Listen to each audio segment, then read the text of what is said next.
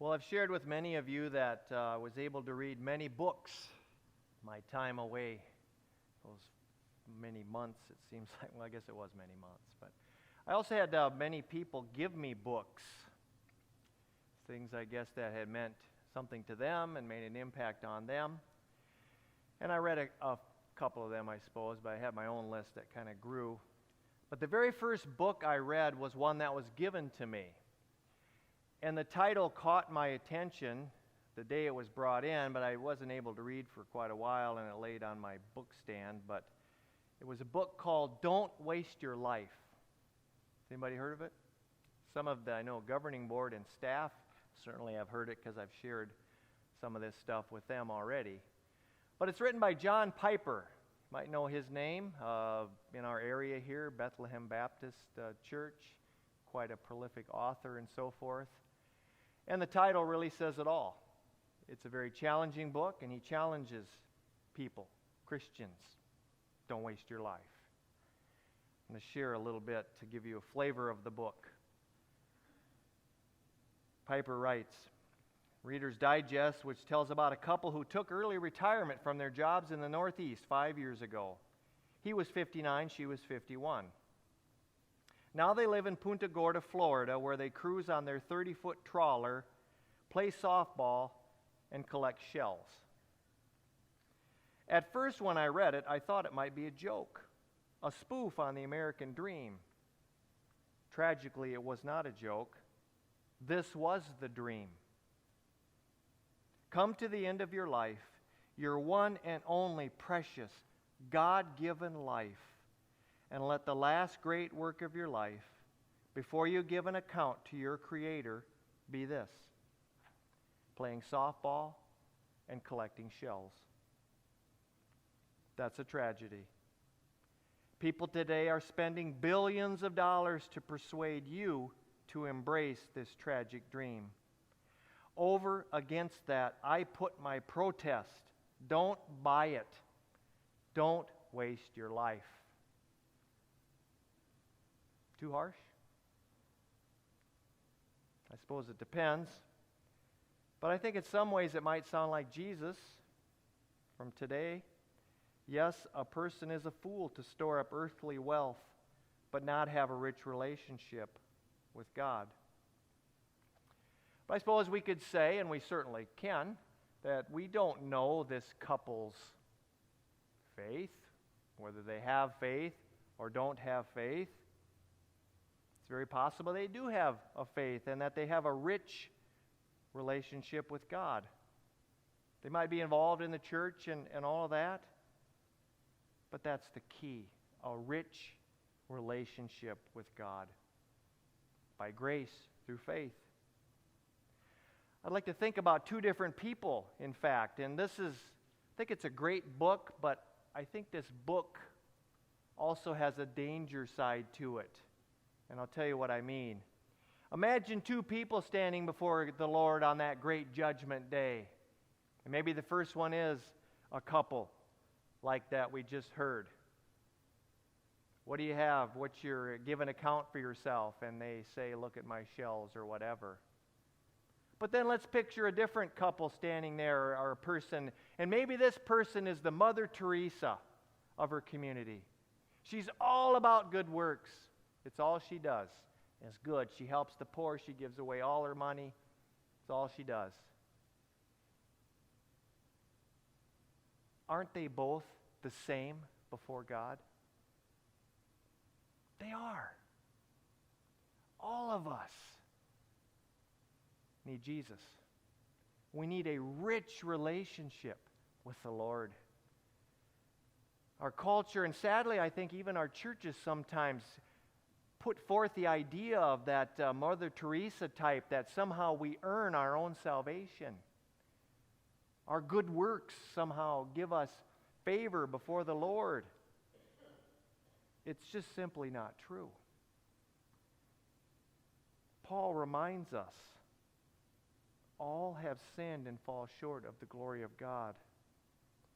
And you see it frequently, even in newspaper studies and so forth, magazines, where people are asked, well, you're not a believer, but what happens if you die and there is a God? Then what?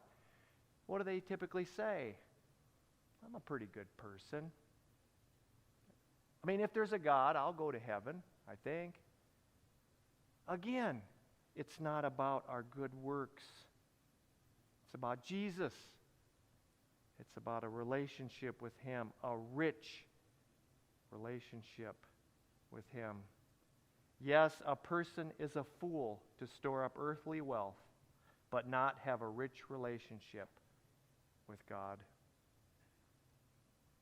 There's no doubt that Piper's words in his book has a lot of truth in it. I mean, there's no doubt there's advertising, there's really the American dream, really, as he described, it's there. We're encouraged to spend our billions, or to spend our money to get people billions, and to somehow just go and live out the days, just like the rich fool in our story today. Eat, drink, and be happy. Remember that bumper sticker that was around a few years ago? Probably a long time ago, but it said, "He who dies with the most toys wins." Remember that one? And then it wasn't too long we saw the counter to that. "He who dies with the most toys still dies." Remember that one? But the Scriptures warn us of the danger of riches. There is danger in riches. Later in our gospel chapter, Luke writes these words, "For where your treasure is, there your heart will be also." And Matthew adds that we cannot serve both God and money. And again, from our reading today, then he said to them, "Watch out. Be on your guard against all kinds of greed. Life does not consist in an abundance of possessions." They don't save us, but they can get in the way. Our good works, our rich relationship with God. Apostle Paul explains it this way, 1 Timothy 6. "Command those who are rich in this present world not to be arrogant, nor to put their hope in wealth, which is so uncertain, but to put their hope in God, who richly provides us with everything for our enjoyment. Command them to do good, to be rich in good deeds, and to be generous and willing to share. In this way, they will lay up treasure for themselves as a firm foundation for the coming age, so that they may take hold of the life that is truly life. Life that is truly life, a rich relationship with God." Piper includes these words in his book. "God created us to live with a single passion, to joyfully display His supreme excellence in all spheres of life. The wasted life is one without this passion, without this single-minded passion, demonstrating that true life, or this passion, comes from living in a rich relationship with Him. This is going to lead to our desire to want to passionately live for Him, but to also live for the things that matter to Him, bringing glory to the Lord through everything that we do, but also this. God our Savior desires for everyone to be saved, to come to the knowledge of the truth. 1 Timothy 2:4. This is our purpose, really, our mission in life, to live with single-minded focus on the Lord, but also to be engaged in His mission. Piper really gets on towards the end of his book, and he talks about that this is probably the only cure for the church today. And he writes this: "J. Campbell White showed his generation that a passion for missions was not only the way to save the world, but also to save the church." Quoting White, Piper continues, "The effort to evangelize the world presents the speediest and surest methods of saving the church. Our material resources are so stupendous that we are in danger of coming to trust in riches rather than God. If a man is growing large in wealth, nothing but constant giving can keep him from growing small in soul. The evangelization of the world is the only enterprise large enough and important enough to provide an adequate outlet for the church's wealth. Hard and challenging, but truth. Our rich relationship with the Lord includes this mission. You know, this mission and our good works don't save us. We know that.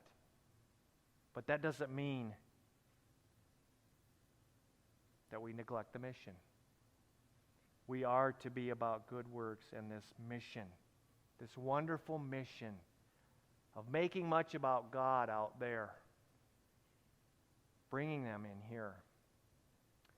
This is such an awesome church, a wonderful church.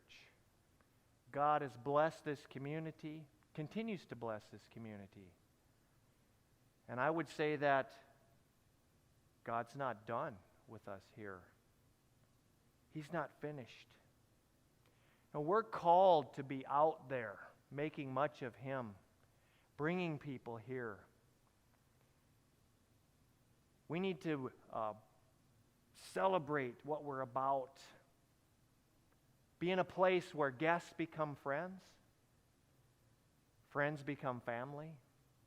Not only part of this family, but the family of God. That's what we're called and challenged to do. That's how we're challenged each week when we say our vision statement at the end. Our vision is to do what? Reach our friends and neighbors with what? The truth, love, and hope of Jesus while growing as His disciples. It's part of who we are. It's part of our rich relationship with God.